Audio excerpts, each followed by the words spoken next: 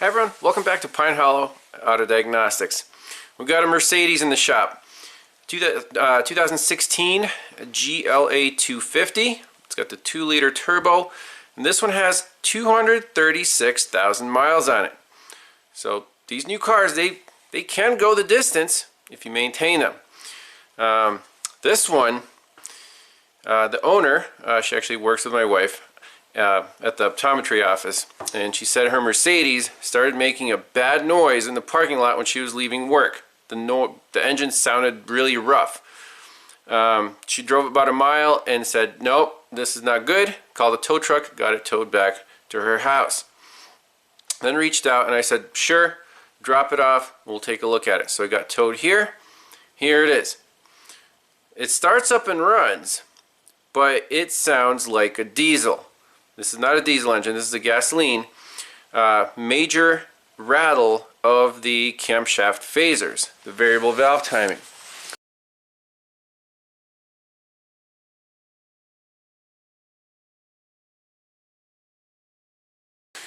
It set a whole bunch of codes. We have 7 codes in the engine computer. This is the pre-scan. We have position of the exhaust camshaft, implausible value, deviates from specified value. Coolant thermostat, don't really care about that right now. Crankcase ventilation malfunction, don't care about that right now. And then intake cam deviates, and then position for the intake, position for the exhaust cam. So when the phasers are knocking around like that, making a lot of racket, it just set a whole bunch of timing codes. Okay. First thing you want to do is check the oil level. I checked the oil level. The dipstick was absolutely bone dry. I'm like, okay, that's not good. When was the last oil change? Where did the oil go?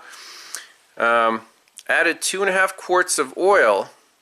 The dipstick was still bone dry, but at least I had some oil in the sump. Started up and the noise went away. So we're dealing with a low oil level situation.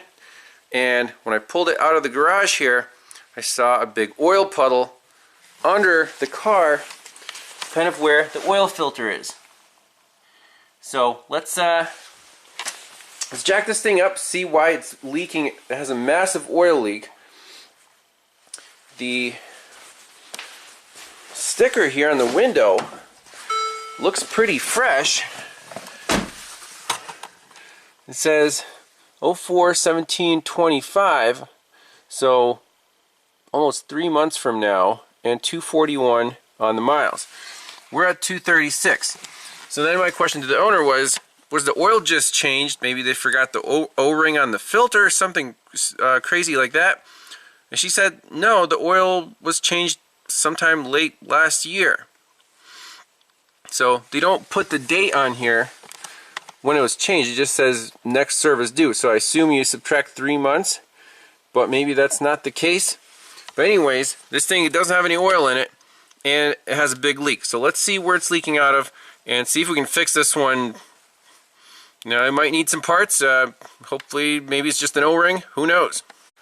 Oh, it's bleeding. Giant oil spot. It's dripping right now. Is it coming out of the drain plug? Is something cracked? This is a massive oil leak. Let's take off this plastic shield and see what we find. I mean, this is ridiculous. Alrighty, so here's our mess. Where is the oil coming from? Here's the oil pan. Guess let's just dry it off and see where the source of the leak is. There's the oil level sensor. That looks all messed up, as in covered in oil. Is it coming from back here? There's some drips up there, some drips up here.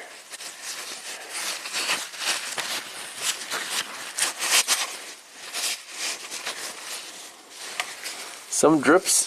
Is it coming from up there? This is crazy. Alright, so up top here, here's the oil filter housing. And it is plastic. What are the chances that this thing cracked? I think we'll start up the car and see if it starts just puking out of here. We have to locate this oil leak. See, everything up here is super wet with oil. Yeah, let's see if it just starts pumping it out. Alright, let's see.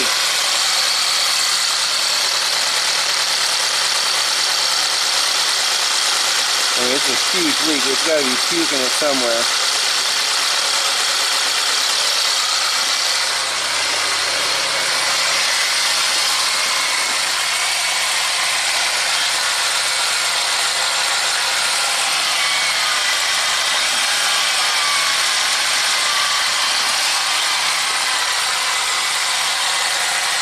There we go.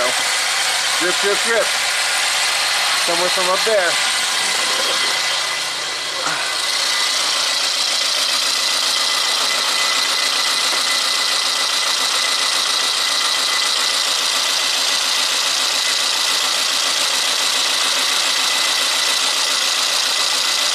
Let me shut this sucker off.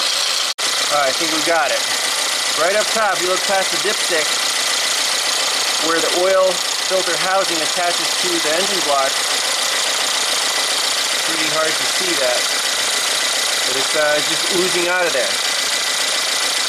Crazy. Alright, so we're going to have to do a little more research if it's just an O-ring, if these housings crack, what the labor time is to take it off. But for now, I want to keep this engine at least half full of oil, so we're going to add a couple more quarts. And we will do an oil change after this, so I'm not too worried about using 0W40 or whatever, just nice synthetic oil, just to keep it going for a little while. Because it's literally puking it out. That was another 1.5 quarts. Let's see if there's anything on the dipstick. There's something on the dipstick, that's good. So I'll put together an estimate and get in touch with the customer.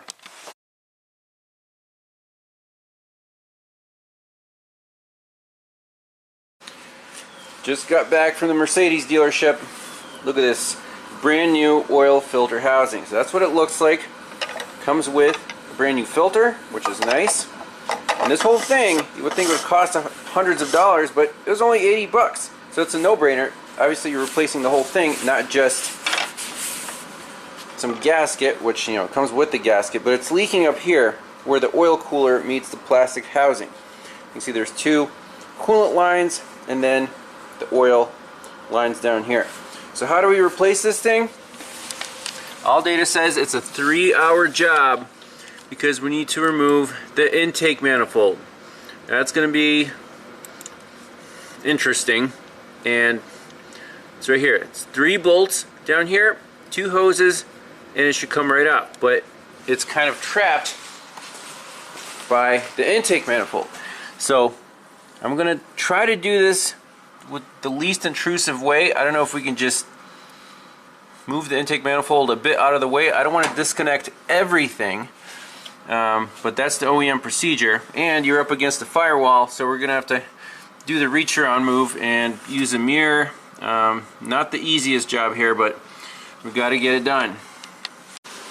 Alright, well, here's the progress report. So the housing is loose. I got the 3 main bolts out from the bottom. I mean, just reaching up from here. Now the dipstick tube is a little in the way, so I undid that bolt, and actually, surprisingly, it just comes up out of here. I hope. It's kind of long. Let me see if I can sneak it out. That way we'll have a little more wiggle room with this harness. And then there's just 2 coolant hoses holding it on. But the question is, the one behind the intake manifold, can we get to that clamp?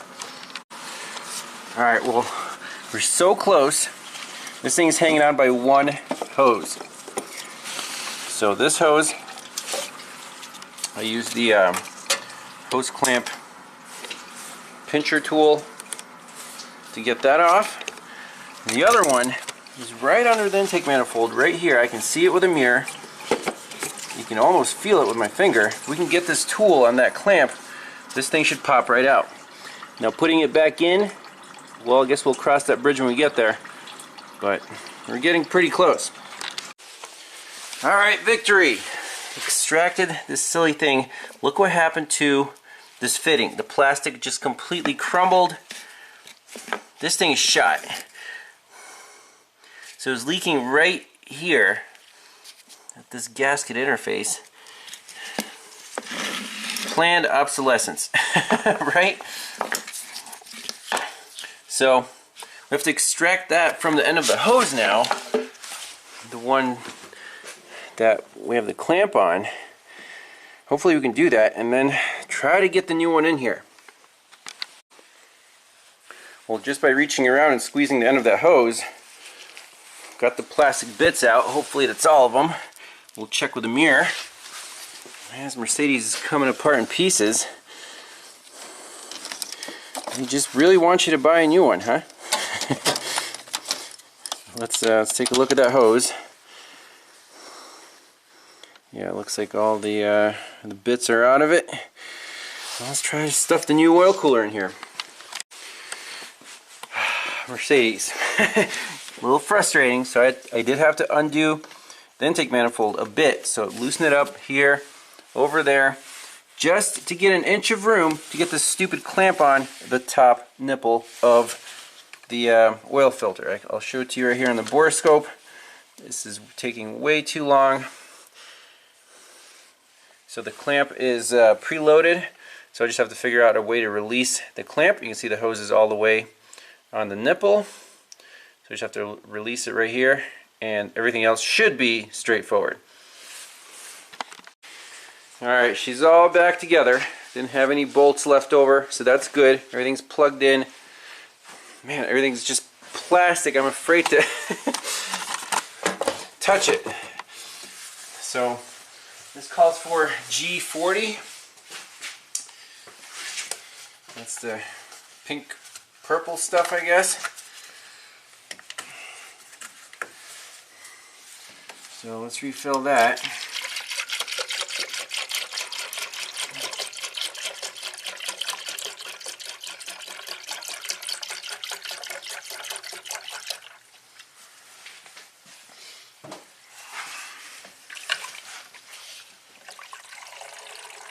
And then we'll add some oil, run it, bring it back to the shop, check the fluids, make sure it's all happy. Alright, added another quart of oil. Make sure the level is appropriate. I love that Mercedes has a dipstick. Nope, BMW. Yep, we're right around about there, so we're definitely safe to run it. Let's start it up, make sure it's not puking. Take it for a test drive. Top it off and cross your fingers this Mercedes survived. Alright, here we go. Start up, cross your fingers.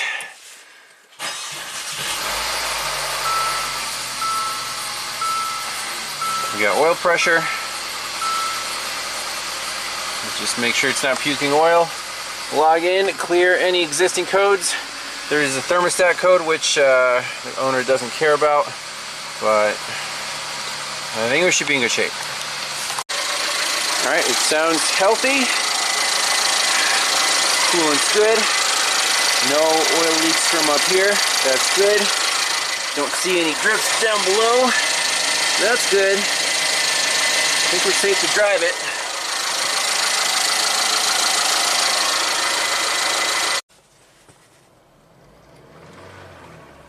You hear the air bubble in the heater core getting pumped through.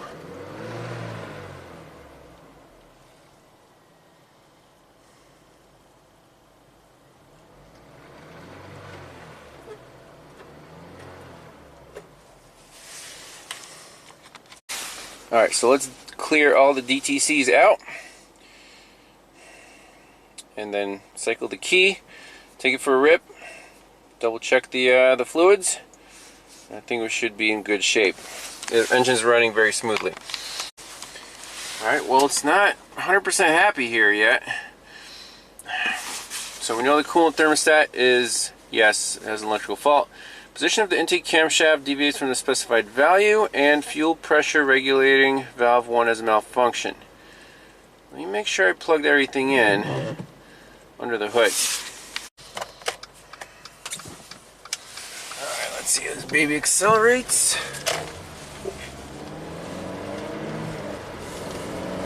I don't know if it has some kind of DSG transmission. Definitely goes.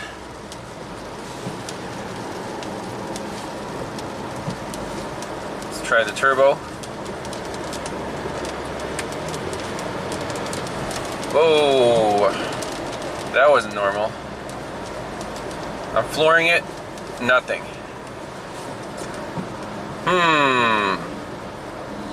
Looks like it went into limp mode. Dang it. Now we got 4 codes. Fuel pressure in the system is too low. Fuel pressure regulating valve has a malfunction. Save these in a report.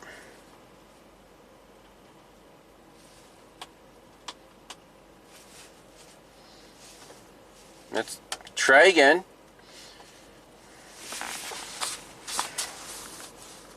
Let me clear these out. Alright, well now it seems to be pretty happy. Plotting fuel pressure. It's at 200 bar. Steady.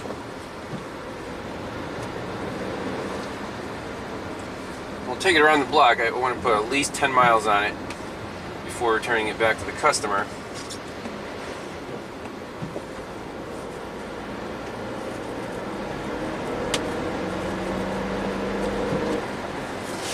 Yeah, now it's happy. It's like pulls really nice after a second code clear. Huh. Alright, let's do a hard acceleration here.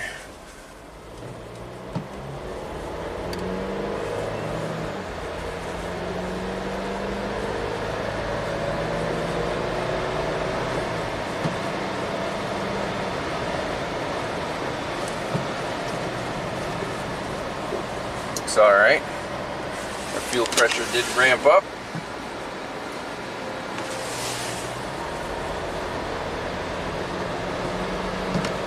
It's a pretty peppy car. Kind of what you would expect from a Mercedes.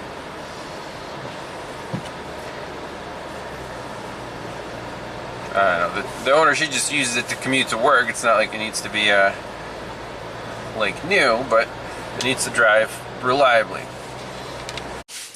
Alright, now we have the coolant code, crankcase ventilation code, and I don't like this 1685. Let's do another key cycle, because if it's a true 2-trip code and it makes it go into limp mode, then that's not going to be good for for the owner.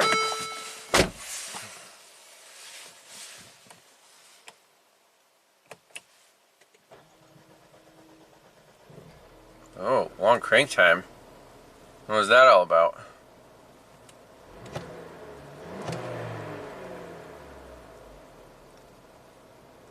Okay.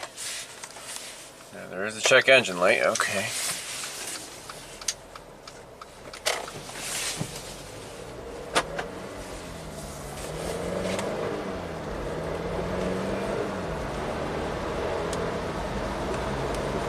It's kind of weak sauce now.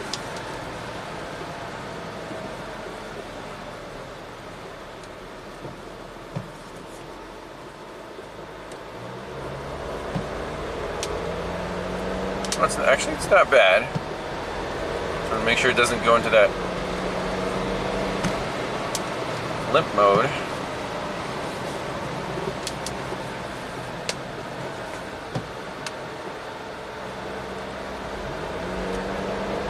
No, it still pulls pretty good.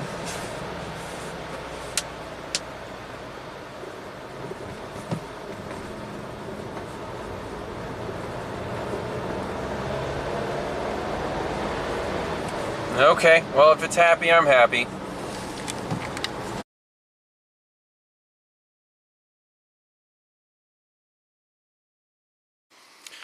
So a follow-up on the 2016 Mercedes GLA250 with the massive oil leak. The owner drove it, commuted in it, just fine for a few weeks after the repair, and then they decided to upgrade their vehicle because they wanted to, you know, actually do some road trips in it, and this one was just kind of getting on its, you know, last legs of reliability. That timing code kept coming up. The power was a bit reduced. Had a long crank time, so the engine at 236,000 miles is probably due for a timing chain, and having been run low on oil, that didn't help the situation any. So they actually upgraded to almost the same car, I think a bit newer, a lot less miles. So I'd say, you know, that at that mileage, it's definitely warranted. So, you know, it did go the distance, but you can see these plastic parts that have oil and coolant running through them are just going to degrade with time. It doesn't matter what brand it is, Mercedes, GM, Ford, plastic and coolant and oil just don't mix in the long run. It's designed to last about 10 years, and then you're on your own. So keep that in mind on these newer vehicles. So with that, thanks a lot for watching, and we'll see you on the next one. Bye.